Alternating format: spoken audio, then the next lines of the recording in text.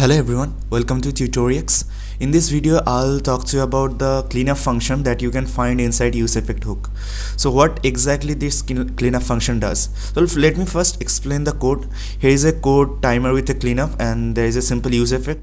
Here is a state variable that is count and the default value is 10, and when I'm clicking the start timer button, it is setting that count to 0 and it's just saying set a console for message. And inside app.js also I have three components: timer, tutorial on. If you want to check out what those components are, check out my previous videos.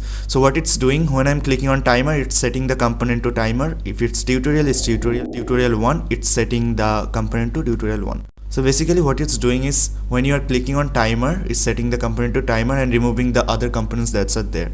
So if you click on tutorial, it will remove that timer and set the tutorial in place of that timer.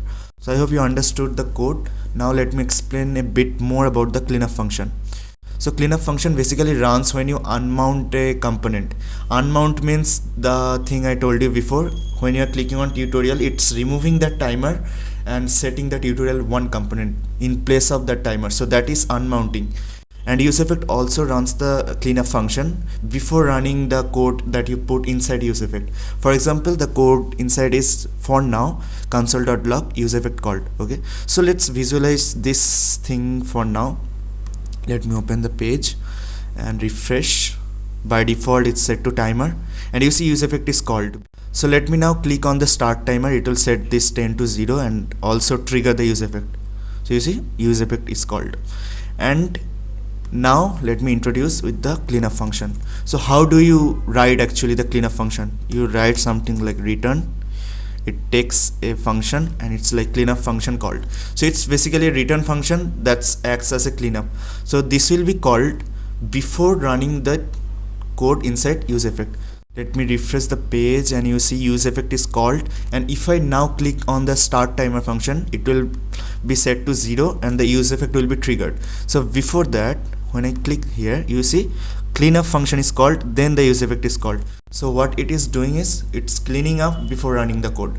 And another thing also, if I go from timer to tutorial, it will unmount the timer element, right? Let me click here tutorial and you would see cleanup function is called, useEffect called for input text. That's coming from this one, so don't worry about it. So what you see, cleanup function called, this line cleanup function called, and it's coming from, let me also clear it out, cleanup function called from timer. Okay, I think it will be better. So let me refresh the page and go to tutorial. You see cleanup function called from timer. So timer is cleaning up its code before going to the tutorial component. So that's one use case of that cleanup function. So what it is doing, it's setting the timer to +1 +1 +1. So it will be a real timer, and when you click that button, it will trigger this useEffect and start from 0. Okay, so let me show you the issue here. If I refresh this page and you see timer is already running, if I start timer, it is 0, and you see what it's happening. Because the timer was already running, I triggered again the useEffect. It's triggering each other again and again, and it's like exponentially it's increasing. So it's not like 1 2 3 4, it's exponentially increasing. You see the values, right?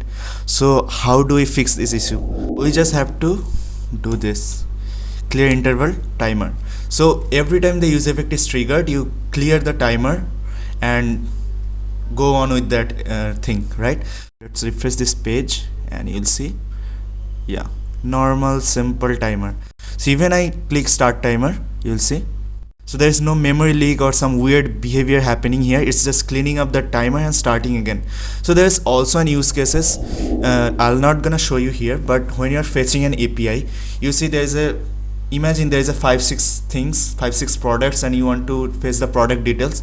You clicked on product 1 and product 1 details are fetching, and then you click on product 2 before the fetching is complete. So you'll see product 1 details will be fetched instead of product 2. So you can do one thing, when you click on product 2, you can cancel that product 1 request and go on with the product 2. So that's one use case also. Maybe I'll cover it in next videos. So hope you understood the use case of cleanup function and why do we use it and why is it so important to know that this exists. Because if you try to build an app and there is a complex logic and complex component structure, this will be very useful for you. So see you on the next video. Bye bye.